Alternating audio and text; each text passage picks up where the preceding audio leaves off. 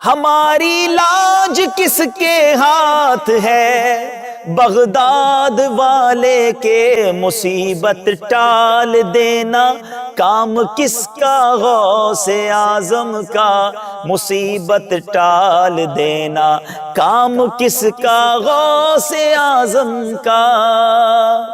یدعو من دون اللہ ما لا یضرہ وما لا ینفعہ، اور وہ پکارتے ہیں ایسی ہستیوں کو اللہ کے سوا کہ جو نہ انہیں نقصان دے سکتی ہیں اور نہ نفع دے سکتی ہیں۔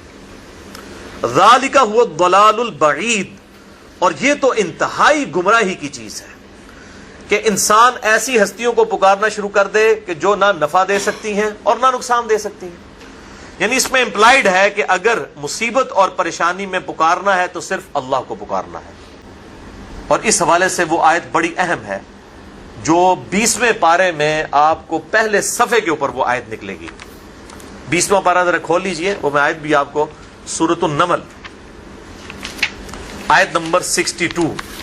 اعوذ باللہ من الشیطان الرجیم، چھٹی لائن میں، امن یجیب المضطر اذا دعاہ، بھلا بتاؤ تو کہ کون ہے ہستی وہ جو اضطراب اور پریشانی میں گھرے ہوئے شخص کی فریاد کو، دعا کو سنتی ہے۔ وہ یکشف السوء، اور وہ اس سے برائی بھی دور کر دیتی ہے۔ وَيَجْعَلُكُمْ خُلَفَاءَ الْأَرْضِ، اور وہی ہستی ہے کہ جو تمہیں اگلوں کا خلیفہ کرتی ہے دنیا پر، یعنی تمہارے باپ دادا مرتے ہیں تو تم مر جاؤ گے تو تمہاری اولاد۔ یہ کون ہستی ہے جو اس طریقے سے یہ سارے معاملات کو لے کر چل رہی ہے؟ کون سے معاملات کو؟ اضطراب میں گھرے ہوئے شخص کی دعا کو قبول کرنا، اس سے برائی کو، اس کی تکلیف کو دور کرنا، اور تمہیں اگلوں کا زمین پر خلیفہ کرنا۔ اِلَٰهٌ مَّعَ اللَّهِ، کیا اللہ کے ساتھ کوئی اور الہ بھی ہے؟ قَلِيلًا مَّا تَذَكَّرُونَ، لیکن بہت کم ہی لوگ نصیحت حاصل کرتے ہیں۔ یعنی اللہ تعالیٰ فرماتا ہے کیا اللہ کے ساتھ اور الہ بھی ہے جس سے تم دعا مانگو؟ مراد کیا کہ جس سے دعا مانگی جاتی ہے وہ الہ ہوتا ہے، اور جو الہ ہوتا ہے دعا اسی سے مانگی جاتی ہے۔ لہذا مولا علی علیہ السلام رضی اللہ عنہ، ان کو مدد کے لیے پکارنا گویا انہیں الہ ماننا ہے۔ مولا علی بھی اپنی نمازوں میں اللہ کو پکارتے تھے۔ مولا علی کا ماننے والا بھی وہ ہوگا جو اللہ کو پکارے گا۔ یہ آیت بالکل واضح ثبوت ہے۔ اور اس میں پکارنے سے مراد دعا کے لیے پکارنا، ایک ہے ظاہری اسباب کے لیے پکارنا۔ مثال کے طور پر میں کہتا ہوں بھائی مجھے پانی پلا دیں، یہ ظاہری سبب ہے، اس کو اختیار کرنا عین قرآن کا حکم ہے۔ قرآن حکیم میں ہی سورۃ المائدہ میں آیا وَتَعَاوَنُوا عَلَى الْبِرِّ وَالتَّقْوَى وَلَا تَعَاوَنُوا عَلَى الْإِثْمِ وَالْعُدْوَانِ، نیکی اور پرہیزگاری کے کاموں میں ایک دوسرے کی مدد کرو اور برائی کے کاموں میں الگ رہو۔ تو یہ قرآن نے ہمیں حکم دیا ہے کہ ظاہری اسباب اختیار کرنے ہیں۔ چلیں ہمیں تو یہ کہیں گے نا جی چونکہ ہمارے سے اوپر بھی اور ہستیاں ہیں، ہم اللہ تعالیٰ تک ڈائریکٹ نہیں پہنچ سکتے۔ نبی تو ڈائریکٹ اللہ تک پہنچتا ہے نا۔ تو صحیح بخاری اٹھا کے دیکھیں، آپ صلی اللہ علیہ وسلم کی وفات اس حال میں ہوئی کہ آپ کی زرہ گندم کے عوض گروی رکھی ہوئی تھی ایک یہودی کے پاس، یعنی آپ نے اپنی زرہ گروی رکھ کر یہودی سے گندم لی ہوئی تھی ادھار کے طور پر۔ یہ صحیح بخاری میں حدیث موجود ہے۔ تو آپ صلی اللہ علیہ وسلم نے تو یہودی سے بھی مدد مانگی ہے، تو یہ تو ظاہری اسباب ہے، لیکن انہوں نے یہ نہیں کہا المدد یا یہودی میری مدد فرمائیے، یہ تو نہیں آپ صلی اللہ علیہ وسلم نے کہا۔ آپ نے کبھی یہ بھی نہیں کہا کہ اے جبرائیل المدد میری مدد فرمائیے، آپ تو فرشتوں کے سردار ہیں، کبھی نہیں کہا۔ یہ معاملہ اور ہے، غائب میں مدد کے لیے پکارنا خالصتاً شرک ہے اللہ کے علاوہ کسی اور کو، اور وہ ہے دعا۔ ایاک نعبد و ایاک نستعین، اے اللہ ہم عبادت بھی صرف تیری ہی کرتے ہیں اور غائب میں مدد کے لیے صرف تجھی کو پکارتے ہیں۔ اپروپریٹ ٹرانسلیشن بنے گی غائب میں مدد کے لیے، ظاہری اسباب میں نہیں، غائب میں مدد کے لیے۔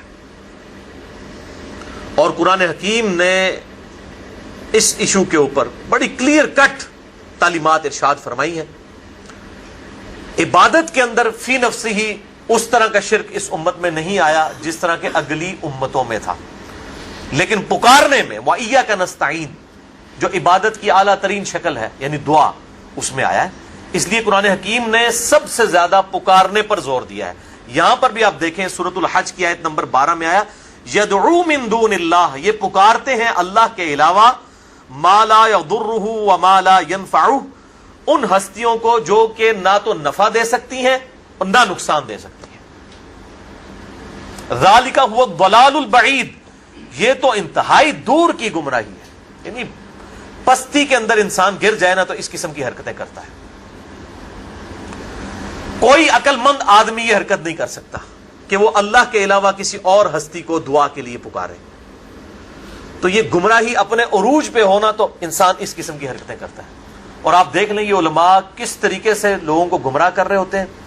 اور میں نے اگلے دن ایک وہ پوسٹ مجھے کسی نے بھیجی، فیس بک پہ لگی ہوئی تھی، ای میل کیا امیج کہ جی وہ ایک شخص جو ہے اس کا دکھایا کہ جی وہ ہاتھ بس ڈوبنے کے قریب ہے، ایک ہاتھ ہی باہر ہے، اور نیچے لکھا ہوا کہ جی یہ جو صاحب ہیں یہ ایسے شخص کے والد ہیں کہ جن کا بیٹا کہتا ہے اللہ کے علاوہ کسی کو مدد کے لیے نہیں پکار سکتے. تو یہ پکارتے رہے، پکارتے پکارتے جب یہ پکارنے لگے اپنے بیٹے کو مدد کے لیے تو بیٹے نے کہا کہ ابا جی اللہ سے مدد مانگنی چاہیے، غیر اللہ سے مانگنا شرک ہے، اور اسی دوران وہ ڈوب گئے. آپ دیکھیں. تو میں اسے پوچھتا ہوں کہ آپ جن بزرگوں کو پکار رہے ہیں، آپ کے والد صاحب کو اگر تیراکی نہ آتی ہو، ہم ان کو دھکا دیتے ہیں پانی کے اندر، دریا بھی ہمارے قریب ہے، تو وہ شیخ عبد القادر جیلانی کو پکار لیں اس وقت، وہ ان کی مدد کو آ کے بتائیں. چلو اللہ کو تو چھوڑ دو نا، اللہ تو مدد نہیں کر سکتا نا، پہلے تو بزرگوں تک پہنچنا ہے نا. تو وہاں جو دریا کے کنارے کتنے مزار ہیں، ان مزار والے بزرگوں کو پکارے نا کہ بچائیں. اور میرے بھائیوں یہ ظاہری اسباب کا معاملہ ڈیفرنٹ ہے. یہ تو ہمیں اللہ نے حکم دیا ہے کہ ظاہری اسباب اختیار کرنے ہیں، وہ تو ہمارے پیغمبر نے بھی اختیار کیے ہیں صلی اللہ علیہ وسلم. ان سے اوپر تو کوئی نہیں تھا نا، ان کو تو یا غوث الاعظم مدد کہنے کی ضرورت نہیں تھی نا، وہ تو ڈائریکٹ اللہ کے ساتھ تھے. پھر انہوں نے یہودیوں کے پاس کیوں زیرہ رکھوائی اپنی گروی؟ تو ظاہری اسباب اختیار کرنا اور چیز ہے، اور غائب میں مدد کے لیے پکارنا اور چیز ہے. غائب میں مدد کے لیے پکارنا خالصتاً شرک ہے. اور پھر مثالیں دے رہے ہوتے ہیں قرآن حکیم سے. جی قرآن پاک میں وَاسْتَعِينُوا بِالصَّبْرِ وَالصَّلَاةِ، صبر اور نماز کے ذریعے مدد چاہو. جی صبر اور نماز بھی تو غیر اللہ ہے، اس سے مدد کیوں مانگتے ہیں؟ وہ میرے بھائیوں کب ہم مدد مانگتے ہیں؟ ہم کیا کہتے ہیں؟ المدد یا نماز، المدد یا صبر. کون کہتا ہے؟ یہ جو ہمیں پیش کر رہے ہوتے ہیں وہ بھی نہیں کہتے. یہ تو وَاسْتَعِينُوا بِالصَّبْرِ وَالصَّلَاةِ، ساتھ یہ ہے اِنَّ اللَّهَ مَعَ الصَّابِرِينَ، بے شک اللہ صبر کرنے والوں کے ساتھ ہے. یعنی صبر کے ذریعے اور نماز پڑھنے کے ذریعے اللہ کی مدد تلاش کرو. یہ ہے مطلب اس کا. المدد یا صبر، المدد یا نماز، یہ مطلب ہے.